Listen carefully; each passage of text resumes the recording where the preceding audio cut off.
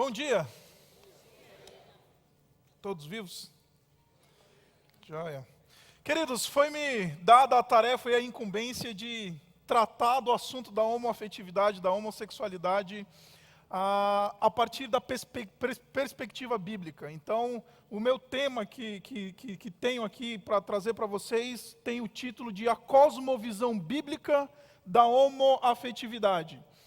O Rivo abriu o nosso tempo aqui hoje falando que um dos pressupostos do cristianismo é que a palavra de Deus ela é autoritativa e que a palavra de Deus ela é revelação de Deus para o homem.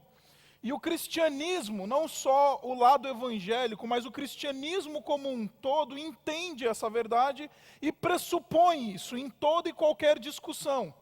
É exatamente por isso que nós buscamos olhar na palavra de Deus, entendendo que ela é revelação de Deus, o que Deus está falando sobre determinado assunto lá na palavra de Deus.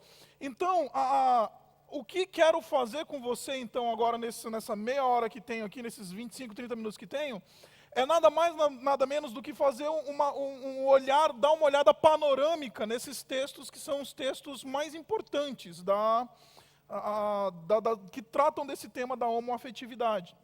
E quando nós olhamos para a palavra de Deus, que é a revelação de Deus para nós, a autoritativa para a igreja, então nós entendemos que nós temos alguns textos importantes. O primeiro texto, e o texto que é mais conhecido, ele vai colocar aí para nós no PowerPoint, é o texto de Gênesis de 1 a 2. Eu não tenho tempo para nós lermos e nós fazermos um estudo em cima disso, mas no texto de Gênesis, no capítulo 1 e capítulo 2, nós temos ali o que nós chamamos de o paradigma divino para a família e o paradigma divino para as relações humanas. Então ali nós temos Deus criando Adão e Eva, e ele a partir daqueles dois indivíduos criados por ele, então ele estabelece o paradigma das relações humanas.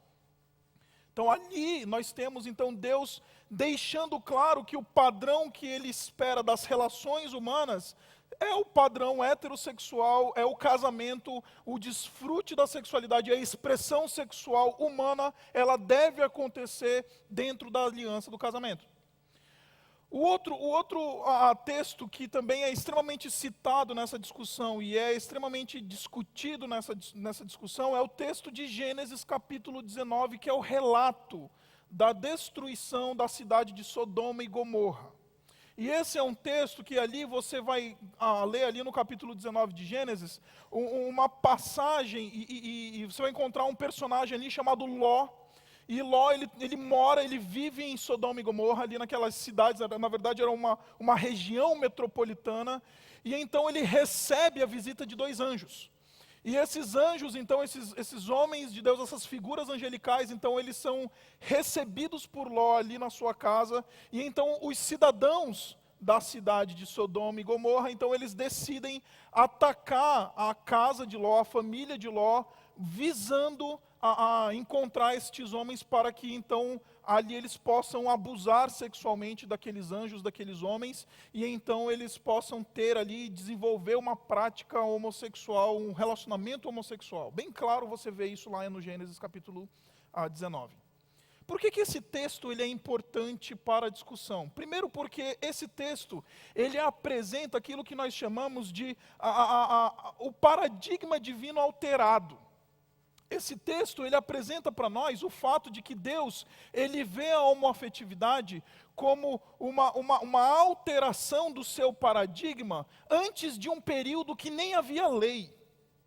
Deus já naquele momento da história, antes de haver Moisés, antes de haver as leis levíticas, antes de haver um consenso no que diz respeito à prática do povo de Deus ali estabelecido no Pentateuco, ali em Gênesis 19 nós temos Deus tratando a homoafetividade como uma alteração do seu paradigma inicial. Ali a homoafetividade já é apresentada como uma alteração desse paradigma. E a pergunta que se levanta então é qual que é a razão então da onde que vem a homoafetividade? O que dá origem à homoafetividade? E a teologia cristã, ela não está necessariamente muito preocupada, ela dialoga com a ciência, ela vê e assiste e conversa com a ciência no que diz respeito à genética, às teorias comportamentais, etc. Mas a teologia, ela entende que a expressão da homoafetividade, a expressão a homossexual, ela na verdade, ela é uma decorrência, uma derivação da natureza adâmica que herdamos da queda. Quer seja por genética, por determinação genética, quer seja por um comportamento adquirido ou aprendido, as Escrituras olham para a homossexualidade como uma alteração desse paradigma divino. E esta alteração, ela é decorrente da natureza humana caída lá em Gênesis capítulo 3.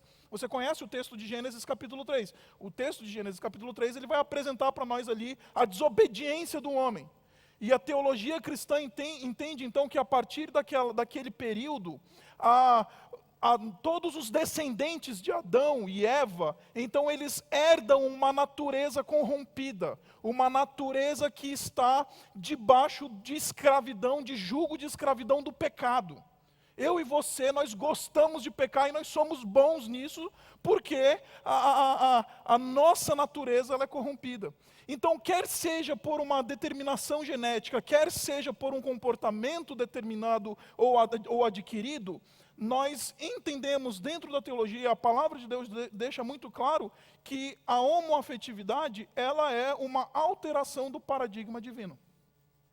O terceiro texto, então, que ele é muito citado nessa discussão do debate, é o texto, então, do Levítico, que é o texto de Levítico, capítulo 18, no versículo 22. E esse texto, eu gostaria que você abrisse sua Bíblia e lesse comigo. O texto de Levítico, capítulo 18, versículo 22. Vamos ler dois textos em Levítico. O primeiro texto que eu acabei de mencionar, capítulo 18, versículo 22, diz assim: não se deite um homem como quem se deita com uma mulher. É repugnante. Agora vá lá em Levítico capítulo 20, versículo 13. Levítico capítulo 20, versículo 13. Essas são as duas menções da prática homossexual no Pentateuco. E ele diz o seguinte: se um homem se deitar com outro homem, como quem se deita com uma mulher, ambos praticaram um ato repugnante. Terão de ser executados, pois merecem a morte. Esse texto, esses dois textos, eles são extremamente mal interpretados e extremamente mal usados dentro da discussão teológica, bíblico-teológica, no que diz respeito à homoafetividade. A primeira coisa que nós precisamos entender é que esses textos, essas leis, elas eram leis que foram cunhadas por Moisés dentro de um modelo de governo que nós chamamos de teocracia. Ou seja, a lei moral de Deus, a lei moral, aquilo que Deus expressa em termos de moralidade na sua criação, na revelação dele, isso é a lei do Estado. Deu para entender? No modelo teocrático, a lei de Deus é a lei do Estado. Então é por isso que naqueles dias, a homoafetividade, e não só a homoafetividade, mas outras deturpações ou outras alterações do paradigma divino, eram tratados de maneira tão dura e de maneira tão direta aqui, no caso da pena capital. Porque a lei divina é a lei humana, a lei civil, a lei religiosa, a lei criminal. Então você ir contra a determinação e a orientação divina, naquele modelo da teocracia, significa então você pagar de maneira civil, de maneira ali presente no Estado, diante do Estado, a sua pena e o seu pecado. Nós não vivemos mais em dias de teocracia e nós entendemos que Cristo aboliu a lei, não que a homoafetividade deixou de ser vista como uma alteração do paradigma, mas aquilo que nós entendemos como a recompensa, ou a punição, ou aquilo que era devido em caso da homoafetividade, isso não mais se aplica. Então esse discurso que nós vemos em muitas igrejas, dizendo que os homossexuais devem ser mortos, essa coisa que é bem homofóbica mesmo, essa coisa que isso não se encaixa com as Escrituras, porque nós estamos lendo um texto que precisa ser interpretado dentro do seu contexto, um texto que precisa ser visto à luz daquilo que ele realmente significa, dentro do seu contexto histórico. A homoafetividade não deixou de ser tratada aqui em Levítico 18 e Levítico 20 como uma alteração do paradigma. Não deixou. Ainda é vista como uma alteração do paradigma divino. Mas a consequência, aquilo que é aplicado em detrimento dessa prática, não é uma imposição para nós hoje. Deu para entender? Então, quando nós olhamos para Levítico capítulo 20, esse texto ele não é uma norma que nós devemos seguir hoje, que a igreja precisa ouvir. A igreja olha para esse texto e entende que a homoafetividade é uma alteração do paradigma divino. Mas isso não quer dizer que o homossexual deva morrer. Ele morria no período da teocracia, na antiguidade. Hoje, não mais. E é importante a gente deixar isso claro, porque como eu falei, nós estamos lidando com elementos que são extremamente usados hoje para uma pregação e um discurso odioso, um discurso que prega quase que a violência.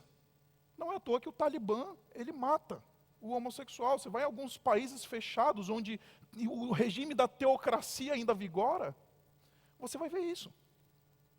E o mais interessante, que eu tenho muito pouquinho tempo aqui para continuar falando de Levítico, desses textos de Levítico, é o fato de que quando nós olhamos para a lei de Deus, nós temos dois tipos de lei. Nós temos as leis chamadas apodídicas e as leis chamadas casuísticas. Nós temos dois tipos de lei. Eu vou traduzir esses dois termos que eu acabei de tratar com você. Quando você olha para a lei de Deus no Antigo Testamento, você encontra a chamada lei apodídica, que é aquela lei que ela é máxima, ela é mandatória, aquela lei que determina a convivência e a vida comum. Ou seja, um exemplo: não matarás, não adulterarás, não cobiçarás a mulher, o terreno, o escravo do teu próximo. Não, essas leis são exemplos de leis apodídicas. Elas simplesmente estabelecem o padrão e revelam o paradigma divino. Agora existe um outro tipo de lei, que é a chamada lei casuística, que é a lei que trata o caso. E o exemplo que nós lemos aqui em Levítico capítulo 20, versículo 13, é um exemplo desse. É um caso, ele começa com uma condicional. Se um homem se deitar com outro como se fosse mulher, então essa é uma lei casuística. Ou seja, isso daqui mostra para nós que a prática da homoafetividade, ela era conhecida, mas ela não era mandatória no período da antiguidade. Deu para entender? Porque o autor bíblico está tratando de um caso que não é mandatório e que não é tão comum quanto as pessoas dizem por aí. Porque é casuístico, é um caso somente. No caso, não é aquilo que é a prática comum, é uma exceção à regra. Se acontecer, que pode acontecer, porque a nossa natureza é adâmica, quer por orientação genética, quer por aprendizado e quer por modelo adquirido, se isso acontecer, então devemos fazer isso é o que manda. Então, a gente precisa então também devolver aquele negócio de que tem gente que fala, não, porque a homossexualidade sempre foi aceita, sempre foi praticada e sempre vai ser tratada. Sim e não. Sim, sempre aconteceu, porque o homem sempre foi corrompido. Depois de Adão, todo mundo é corrompido, todo mundo tem uma natureza adâmica, mas não é tão comum e tão aberta e tão difundida a prática, como a gente ouve por aí. E então nós chegamos no texto de Romanos capítulo 1. O texto de Romanos capítulo 1 é outro texto-chave dentro da discussão da homoafetividade. E esse texto também eu quero olhar com você e quero tentar mostrar para você o que a palavra de Deus fala ali em Romanos, o que Paulo ali na sua tese, ele está querendo apresentar em Romanos capítulo 1, do versículo 18 ao versículo 27. Ele diz o seguinte, Romanos capítulo 1, de 18 a 27, ele diz assim: portanto, a ira de Deus é revelada do céu contra toda a impiedade e injustiça dos homens que suprimem a verdade pela injustiça. Pois o que de Deus se pode conhecer é manifesto entre eles, porque Deus lhes manifestou. Pois desde a criação do mundo, os atributos invisíveis de Deus, seu eterno poder e sua natureza divina, têm sido vistos, claramente sendo compreendidos por meio das coisas criadas, de forma que tais homens são indesculpáveis. Porque tendo conhecido a Deus, não o glorificaram como Deus, nem lhe deram graças, mas os seus pensamentos tornaram-se fúteis e os seus corações insensatos se obscureceram. Dizendo-se sábios, tornaram-se loucos, e trocaram a glória do Deus imortal por imagens feitas segundo a semelhança do homem mortal, bem como de pássaros, quadrúpedes e répteis. Por isso, Deus os entregou à impureza sexual, segundo os desejos pecaminosos dos seus corações, para a degradação dos seus corpos entre si. Trocaram a verdade de Deus pela mentira, e adoraram e serviram as coisas e seres criados em lugar do Criador, que é bendito para sempre. Amém. Por causa disso, Deus os entregou a paixões vergonhosas. Até as mulheres trocaram suas relações sexuais naturais por outras, contrárias à natureza. Dessa forma, os homens também abandonaram as relações naturais com as mulheres e se inflamaram de paixão uns pelos outros. Começaram a cometer atos indecentes, homens com homens, e receberam em si mesmos o castigo merecido pela sua perversão. Queridos, como eu falei, esse é um texto central, é um texto chave, porque ele vai expor uma série de verdades a respeito da homoafetividade, verdades teológicas, verdades que elas são relevantes para a igreja hoje. Mas, de novo, este é outro texto que tem sido alvo de uma interpretação pobre, uma interpretação preconceituosa, uma interpretação que não condiz com o que, de fato, era a intenção de Paulo, a intenção autoral nos trazer. E a primeira coisa que a gente precisa entender é que a temática central desse texto não é a homoafetividade, como muitas pensam. A temática central desse texto é a ira de Deus. Olha o que diz o versículo 18. Portanto, a ira de Deus é revelada do céu contra toda impiedade e injustiça dos homens que suprimem a verdade pela injustiça. Ou seja, o versículo 18 que nós acabamos de ler é uma tese. Paulo está propondo uma tese.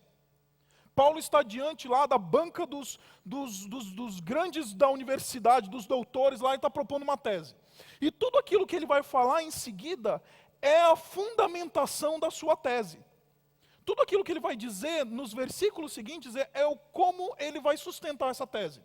E a pergunta que a gente precisa fazer então é: se a ira de Deus ela é revelada, se a ira de Deus ela já está em ação, as perguntas que nós temos que responder é: por que esta ira de Deus já está em ação? E como esta ira de Deus já está em ação? E é exatamente isso que Paulo vai responder. Por que esta ira de Deus já está em ação? A ira de Deus já está em ação porque os homens, tendo conhecido, tendo visto, tendo percebido a impressão digital de Deus na criação, os homens tendo contato com os seus atributos, o seu eterno poder, a sua natureza divina, ao invés deles, e ele está falando de toda a humanidade, ao invés deles olharem para Deus e render-lhe graças e darem glória ao seu nome, eles decidiram virar-se para Deus, viraram as costas para Deus, e por causa disso o seu coração foi obscurecido. E o interessante é que Paulo está falando que isso aconteceu lá em Adão, porque o texto diz: desde a criação, Deus tem se revelado. Desde a criação, Deus tem se manifestado. Então, Adão, ele voltou as costas para Deus, desobedeceu a Deus. E por causa disso, todos os descendentes de Adão, eles herdam a culpa de Adão, não somente a sua natureza pecaminosa, a sua natureza inclinada, não somente para a homoafetividade, mas também para o adultério, para a avareza, para a mentira. Todos os homens herdam essa natureza corrompida. E por causa disso, a ira de Deus está se manifestando. E a outra coisa que eu quero colocar aqui, é que esta ira, ela já está em ação. Essa não é uma ira escatológica lá na frente. Ela vai ter um culminar lá na frente. Mas esta ira, ela é algo que já é revelado. É um presente sendo apresentado aqui. Deu para entender? Então esse discurso aí dos pastores midiáticos que ficam falando aí que Deus vai pegar esses homossexuais e vai queimar no fogo do inferno e não sei o que, lá. Isso não existe, isso não está de acordo com o texto paulino. Porque a ira de Deus já está em ação, porque a humanidade em Adão virou as costas para Deus. Tendo conhecido a Deus, Deus se revelou. Deus falou, estou aqui através da criação. O homem disse, não, obrigado. E então eles se tornaram idólatras. E aqui eu quero citar um livro que você precisa ler. Você se torna aquilo que você adora. Este livro é muito bom. Leia um dia, recomendação. E nesse livro, o autor, o Greg Beale, ele vai propor que esta supressão da verdade, essa virada de costas que o homem dá para Deus, esta inversão da verdade, supressão, o abafar da verdade pela injustiça, nada mais é do que idolatria. Idolatria. Então a ira de Deus está se manifestando porque o homem se tornou idólatra, trocou a glória de Deus pela imagem de quadrúpedes e répteis, inverteu tudo. Por isso que ele inverteu a verdade pela injustiça. Então como que esta ira está se manifestando? Esta ira está se manifestando, então lá no versículo 24 ele vai dizer, olha só o que diz o versículo 24. Por isso, Deus os entregou à impureza sexual, segundo os desejos pecaminosos do seu coração para a degradação dos seus corpos entre si. Vai lá para o 26. Por causa disso, Deus os entregou a paixões vergonhosas. E aí ele vai citar o caso, o exemplo da homoafetividade. O que nós temos aqui é que a ira de Deus, o castigo pelo coração idólatra, é que Deus simplesmente permite que o indivíduo viva segundo a sua natureza adâmica. Ou seja, a condição da imoralidade, a condição da homoafetividade, a condição da avareza, a condição da mentira pela mentira, a condição pecaminosa já é a ira de Deus se manifestando na vida do indivíduo, que virou as costas para Deus. Não é escatológico, como esses pastores midiáticos aí estão pregando por aí. O simples fato do indivíduo já estar nessa condição, já é o castigo que eles receberam por darem as costas a Deus e se tornarem idólatras.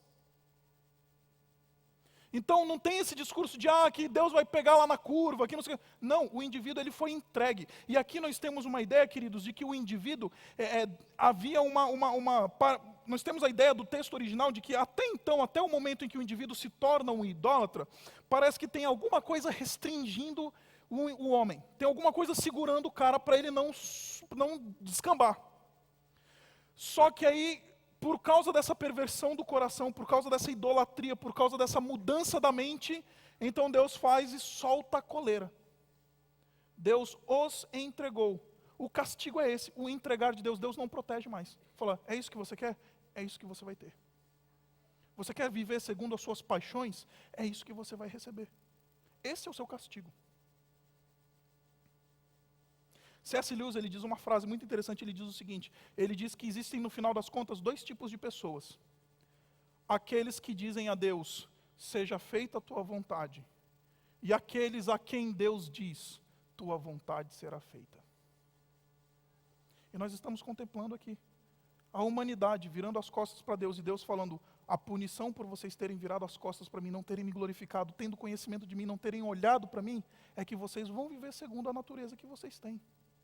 E então Paulo vai citar a homoafetividade não como o maior dos pecados, não como aquele pecado imperdoável, não como aquela alteração que vai mandar o cara direto para o inferno, e não sei o quê. Ele vai simplesmente citar a homoafetividade neste texto, porque aqui, nesse momento, é a ilustração mais brilhante que Paulo pode ter nas suas mãos para exemplificar o que significa essa inversão da verdade pela injustiça.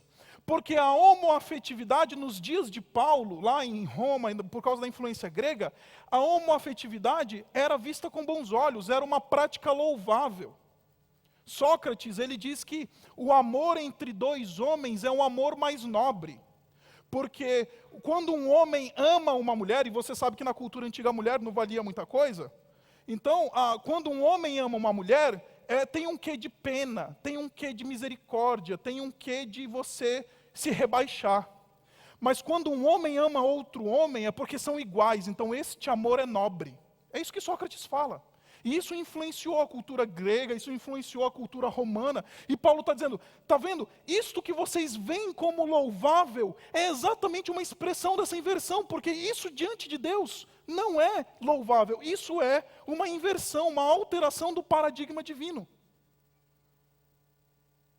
Então é por isso que Paulo vai citar a homossexualidade. Não é que Paulo ele tem uma campanha exclusiva contra a homoafetividade, como a gente vê alguns pastores por aí na mídia. Não.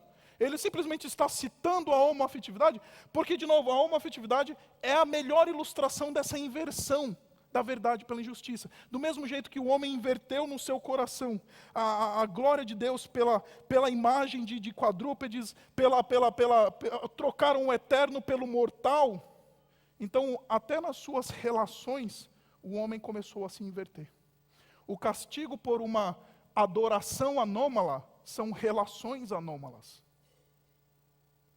Porque o homem, ele vai parecer, ele vai se assemelhar com aquilo que ele adora.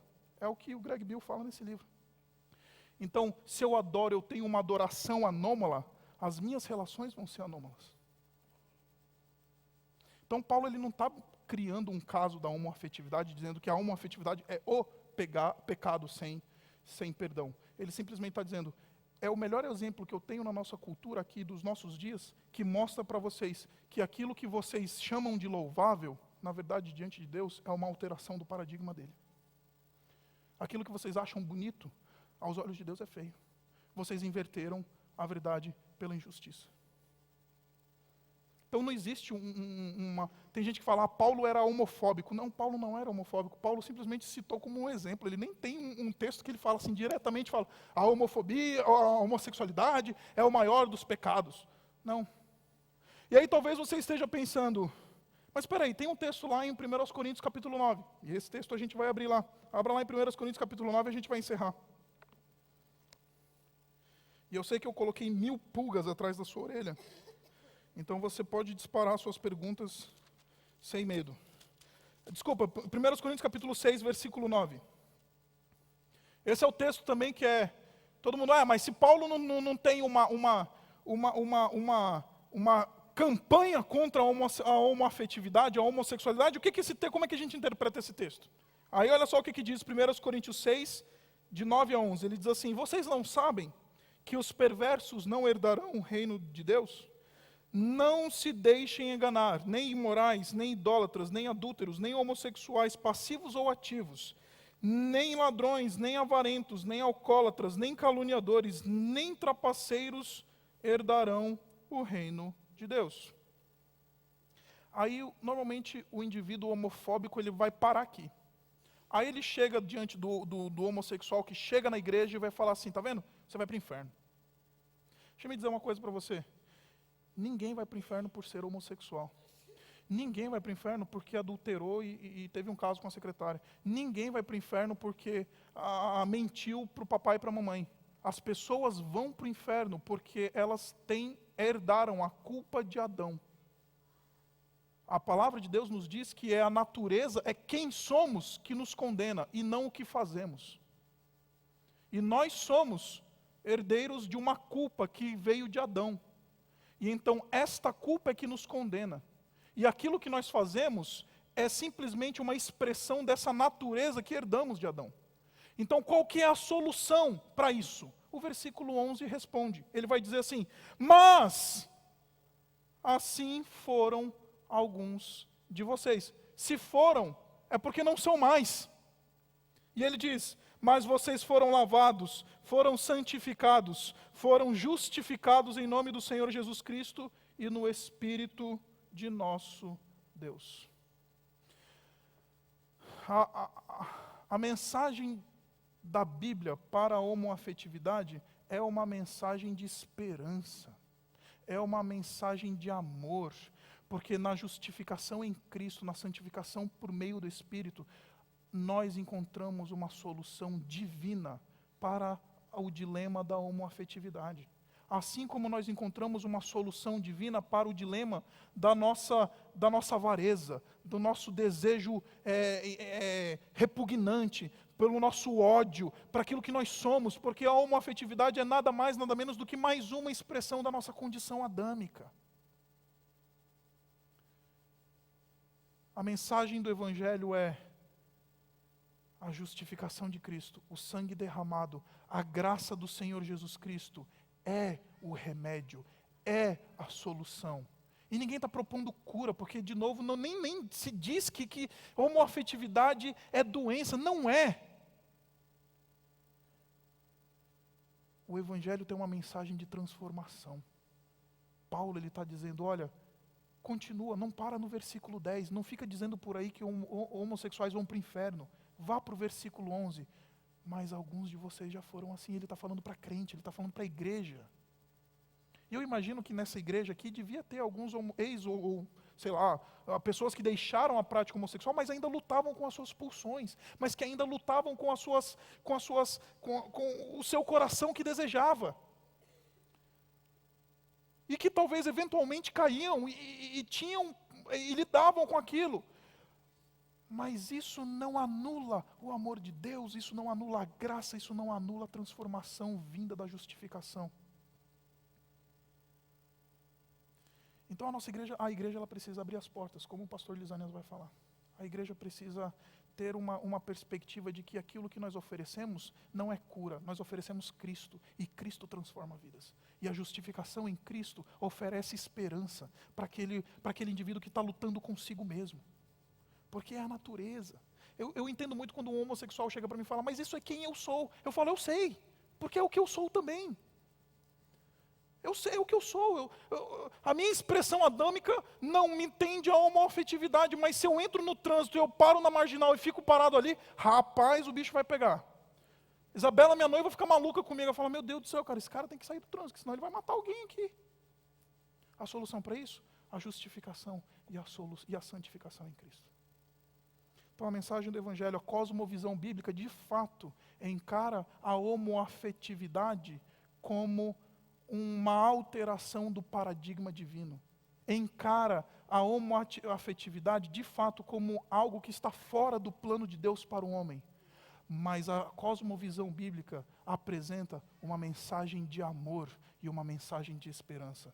Não somente para o homossexual, mas para qualquer um que esteja, e isso quer dizer que somos todos nós que estamos lutando com a nossa condição adâmica. Deus abençoe vocês.